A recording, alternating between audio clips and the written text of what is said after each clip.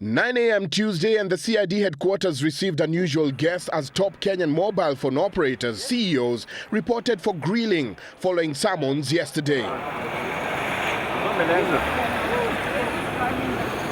The CEOs who are being sought since yesterday were being questioned over claims that they had flouted SIM card requirements by issuing unregistered SIM cards, which the Westgate terror attackers allegedly used before and during the attack. The CEOs later converged at the Norfolk Hotel for a press briefing where they addressed the members of the Fourth Estate.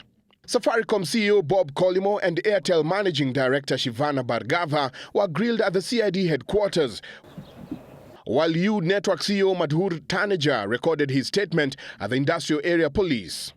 Telkom Kenya CEO Mikhael Goshen was at the Kilimani Police to make a few explanations, summons which the CEO termed unfair. We wish to express our extreme displeasure at the sensational manner in which this issue has been handled. The four had been summoned by the CID to furnish them with information on matters of SIM card registration. According to the police, the detectives working on the Westgate Mall siege cannot trace the terrorist communication during and before the attack, a matter they are relating to the use of unregistered SIM cards. On Monday, the government ordered the Communication Commission of Kenya to take action on all the mobile phone companies and their chief executive officers.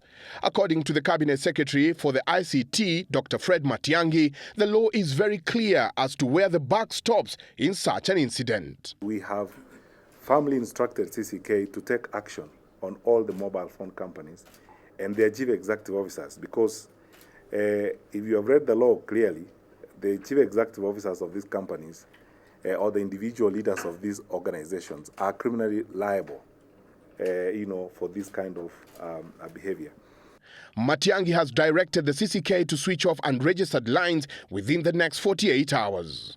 During the joint statement, the mobile operators lamented that the matter had been carried out in a very sensational manner so far and vehemently denied that there are unregistered phone lines. We can confirm that there are no active SIM cards on our networks which have not been registered.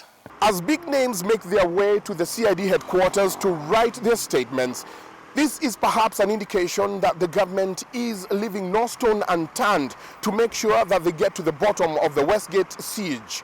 But the big question remains, will this lead to the arrests of the terror suspects? Time and again, cases have been reported of gangsters who kidnap unsuspecting Kenyans and demand for ransom. All investigations have gone futile as detectives are unable to track the calls since the kidnappers use unregistered lines. According to Bob Collymore, the phone operators have switched off over 2.4 million lines, but detectives say most of the SIM cards have been reactivated and found their way back into the market. Criminals are obtaining SIM cards without registration, and as a result, kidnapping people, making ransom demands, and engaging in all manner of crimes facilitated by mobile phone communication.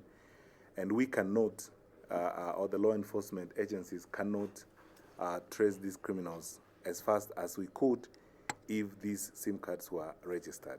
According to the police, the decision on whether to prosecute the CEOs will have to wait the completion of investigations. Police are investigating whether the blocked lines have gotten their way back into the market and why the lines used by the terror suspects were never registered. If charged, mobile phone operators will have to pay over 300,000 shillings fine for each unregistered SIM card. 10 agents have also been arrested for selling unregistered SIM cards, while 5 others were arraigned in court. 4 Safaricom agents and 1 Airtel agent pleaded guilty before a Nairobi principal magistrate Peter Ndwiga. They were fined 50,000 shillings or 6 months in prison. Meanwhile, police are holding 3 Turkish nationals who were arrested at the Jomo Kenyatta International Airport with 25 million shillings. The 3 were headed to Somalia. Confirming the incident, Kenya Airport CID boss Joseph Ngisa said the suspects are being held for interrogations by both the anti-terror unit and KRA officials to establish the source of the money and its recipient. The 3 had failed to declare the money with the customs officials. Njenga, Citizen TV, Nairobi.